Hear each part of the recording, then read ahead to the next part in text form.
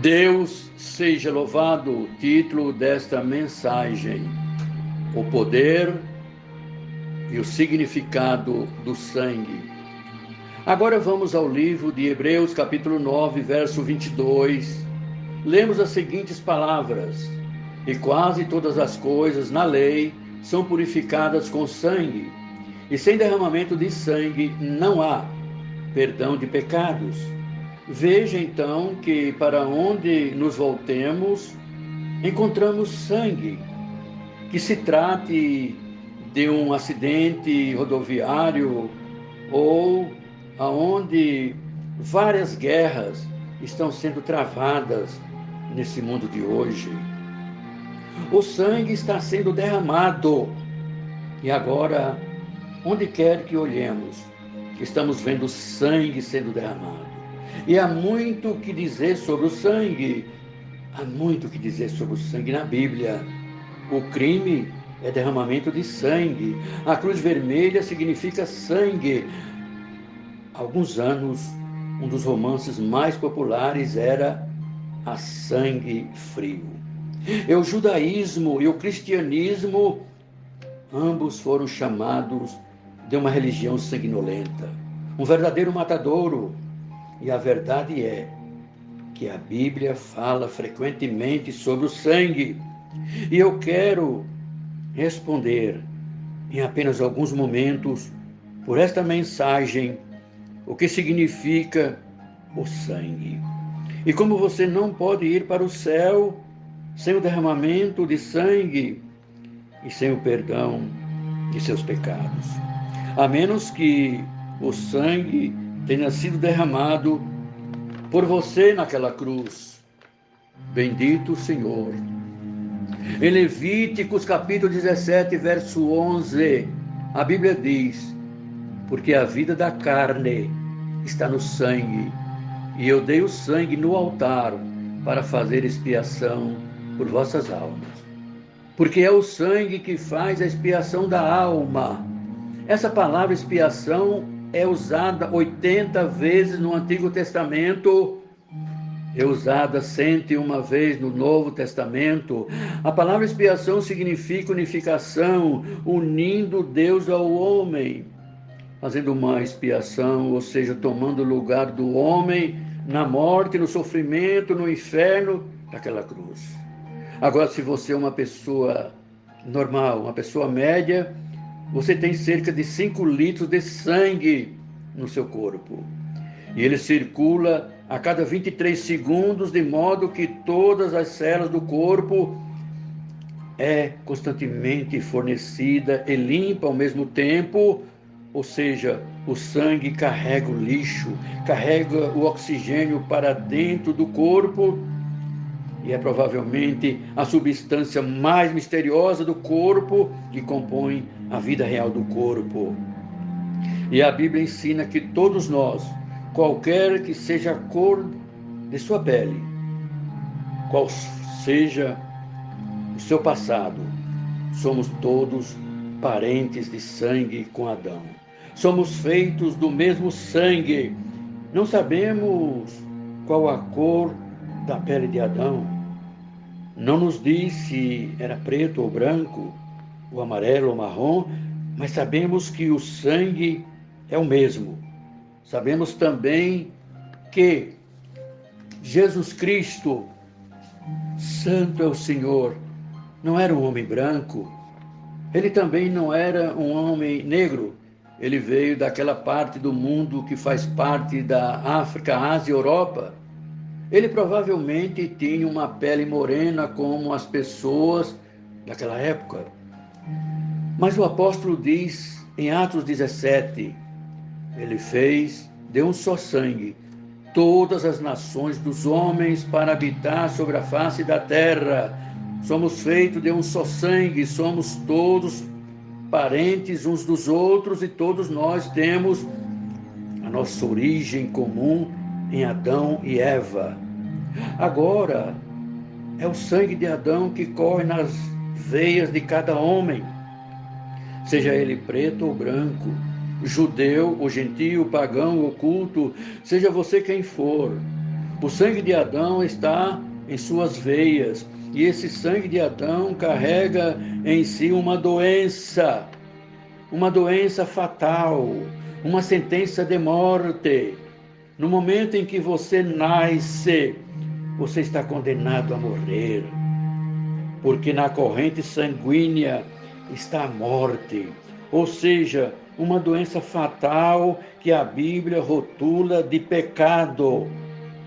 Em aos Romanos capítulo 5, o apóstolo Paulo diz: portanto, assim como por um homem veio o pecado entrou no mundo e a morte pelo pecado, e assim a morte passou a todos os homens, porque todos pecaram. E ele disse, bendito o Senhor, disse a Adão e Eva, no dia em que desta árvore comeres, certamente morrerás. Você não pode comer desta árvore em particular, e se você comer dela, você morrerá. Deus estava testando o homem, porque Deus deu um dom ao homem, o dom da escolha, a liberdade da escolha. O homem poderia servir a Deus e amar a Deus e construir o mundo com Deus, ou então ele poderia se rebelar contra Deus e tentar construir o seu próprio mundo, o seu próprio Deus. Mas Deus disse que se você escolher o seu próprio caminho, você vai sofrer e você vai morrer. Você vai morrer fisicamente, você vai morrer espiritualmente, você vai morrer eternamente. E o homem foi tentado e ele cedeu. Ele cedeu à tentação, ele pecou, e pelo pecado daquele homem, seu pai e meu pai Adão, a morte passou para todos os homens da face da terra. E hoje você e eu, quem quer que sejamos, estamos sob sentença de morte. O homem sofre de envenenamento no sangue, mas tão poderoso era esse envenenamento do pecado, que milhares de anos depois, todos nós que somos parentes de Adão por nascimento humano, ainda estamos sob efeito do veneno do pecado, que nos é transmitido através do sangue. E a pena infalível é a morte. Bendito seja o Senhor. E cada pessoa que ouve essa mensagem, te diz o Senhor, daqui a 50 anos, a maioria de nós não estaremos mais nesta terra. 10 anos a partir de ouvir esta mensagem, uma grande parte desses que ouvem estarão mortos. E agora, de onde vem o sangue? Deus disse que sem derramamento de sangue não há perdão. Tem que haver uma expiação, tem que haver um substituto para você que receberá o julgamento que você merece, a morte que você merece. E esse substituto tornou-se o Filho do Deus vivo, Jesus Cristo. E mesmo no começo, Deus estava ensinando ao homem que ele só poderia vir pelo caminho do sangue. Adão e Eva pecaram e eles estavam nus. Deus matou alguns animais e o sangue foi derramado e eles estavam vestidos com essas peles para que não aparecessem a sua nudez. O primeiro assassinato foi cometido por Caim, que matou seu irmão Abel. E por quê? Porque ele ficou com ciúmes de Abel. Ambos trouxeram sacrifícios a Deus, mas Caim havia desobedecido a Deus. Ele não veio pelo caminho do sangue. Ele tentou oferecer a Deus alguns vegetais. E Deus, aparentemente, lhes ensinou que o único caminho é pelo sangue. Mas Caim disse não. Não quero. Bendito seja Deus. nada desse tipo de religião. E Deus recusou o seu sacrifício e aceitou o sacrifício de Abel, que era um sacrifício de sangue. E Caim ficou com ciúmes e matou o seu irmão. E esse foi o primeiro assassinato. E o primeiro assassinato foi cometido em nome da religião. E ao longo da história, os homens lutam até hoje e se matam em nome da religião. E esse é outro assunto muito interessante.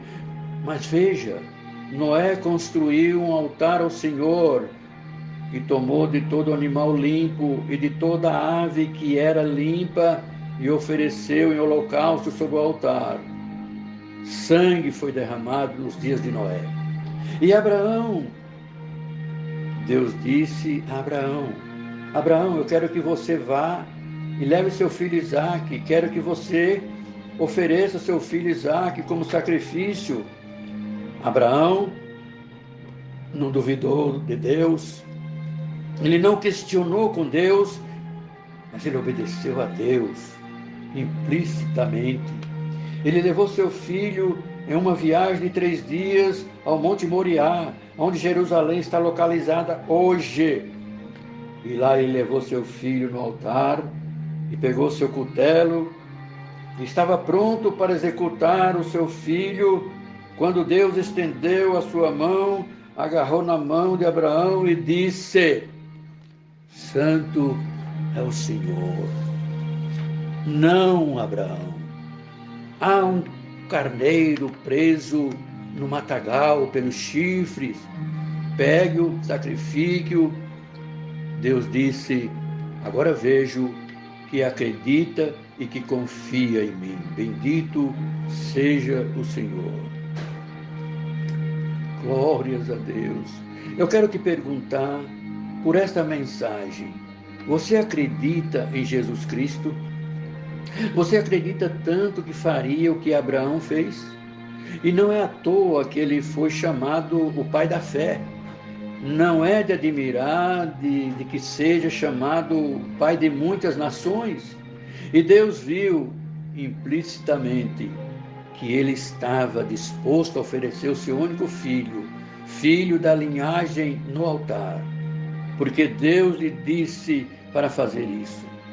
E então, lembra-se daquela noite no Egito, que Deus disse: é o sangue que será por sinal sobre as casas aonde você está, e quando eu ver o sinal, passarei por vocês.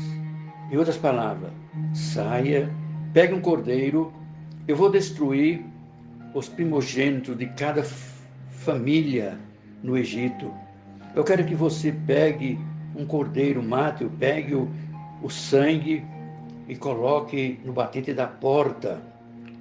E quando eu ver o sangue, esta noite, quando eu passar pelo Egito, matando os primogênitos de todas as casas do Egito, porque há um julgamento sobre o Egito por causa de sua recusa em deixar o meu povo Israel sair. E será um sinal, e quando o anjo da morte atravessar o Egito, naquela noite, e se ouvir gemido, choro e lamentação, porque o primogênito de cada família vai morrer, a menos que o sangue esteja lá. Ele não disse: quando vejo as suas boas resoluções, ou quando eu vejo todas as suas credenciais religiosas ou boas obras, mas ele disse: quando eu ver o sangue, passarei adiante. Eu quero te perguntar, você já está aos pés de Jesus para ter seus pecados lavados no sangue do Cordeiro? Você diz: bem, eu não gosto desse tipo de pregação. Isso não é uma pregação moderna. Eu sei, mas a Bíblia está cheia disso. E sem derramamento de sangue naquela cruz não há perdão de pecados. Você não pode ser perdoado sem um derramamento desse sangue. Vamos ao Novo Testamento. João Batista olhou para o Senhor Jesus Cristo e exclamou: Eis o Cordeiro de Deus que tira o pecado do mundo. E por que ele usou a palavra Cordeiro? Porque Jesus estava indo para o sacrifício. O Cordeiro de Deus que o próprio Deus iria oferecer para toda a raça humana.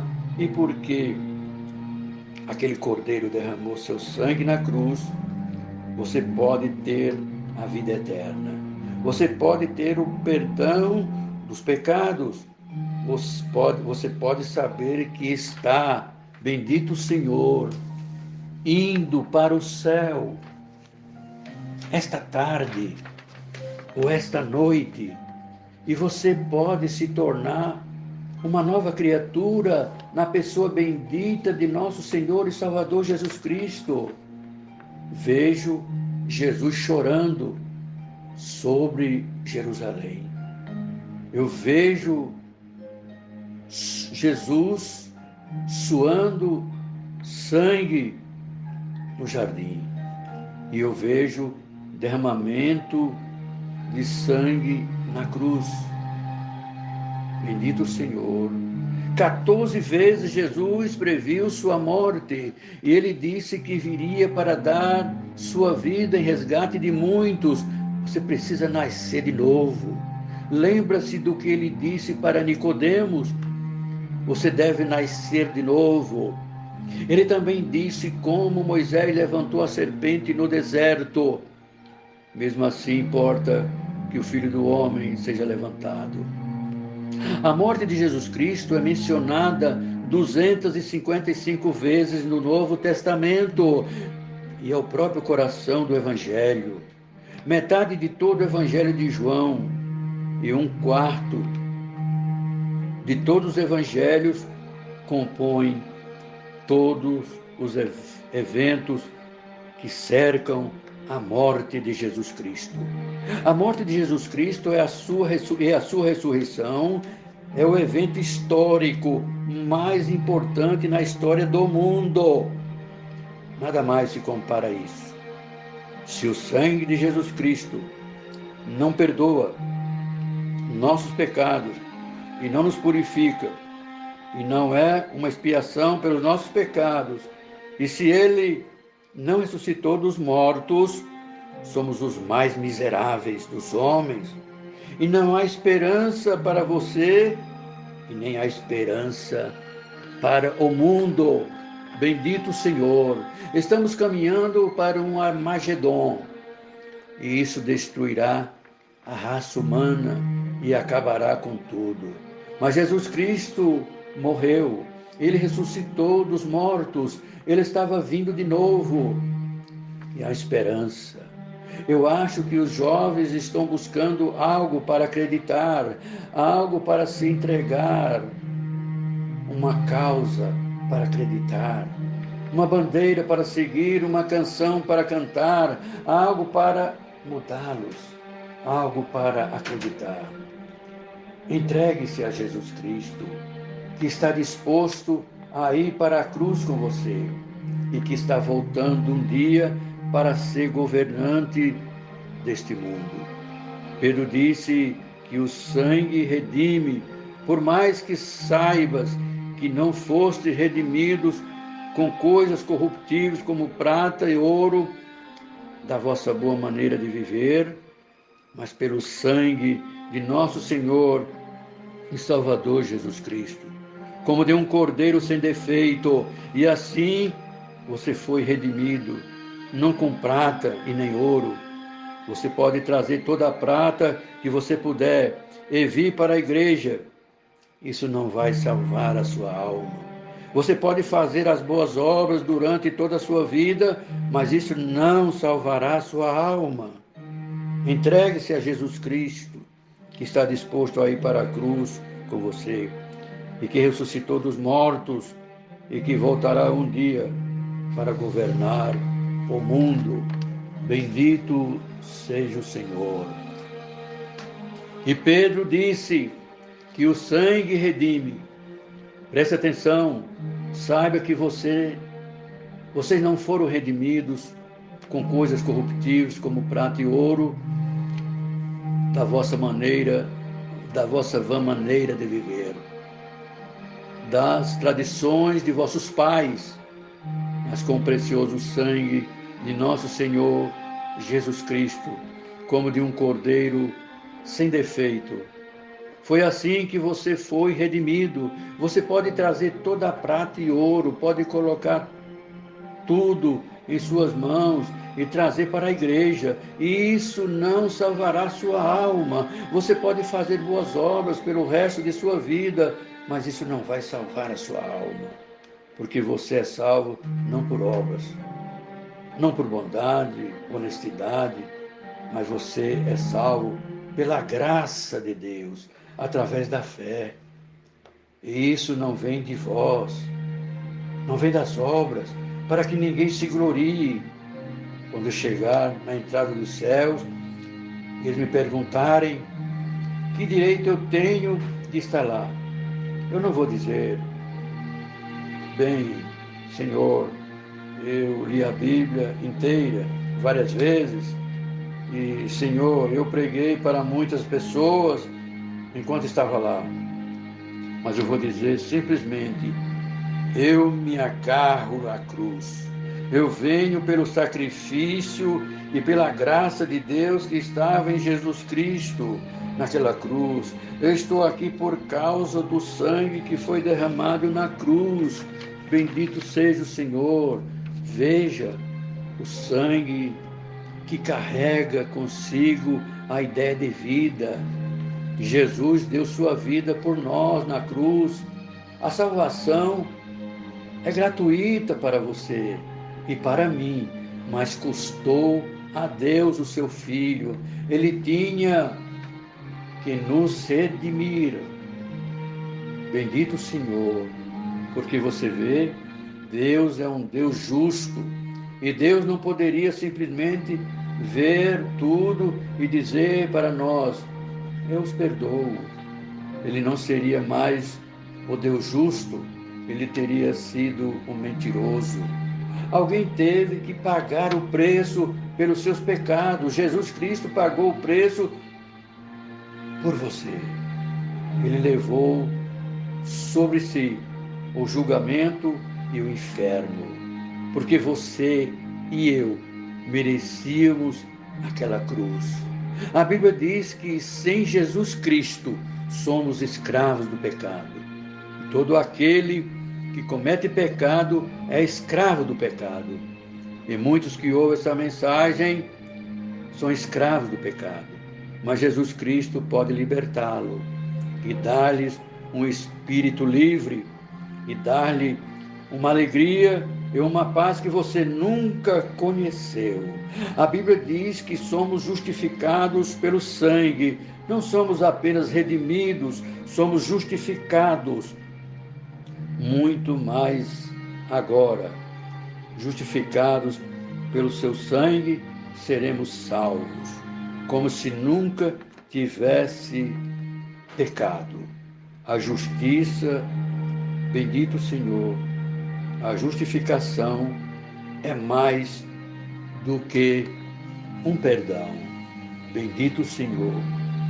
Você e eu dissemos, bem, eu te perdoo. Deus diz, eu que justifico.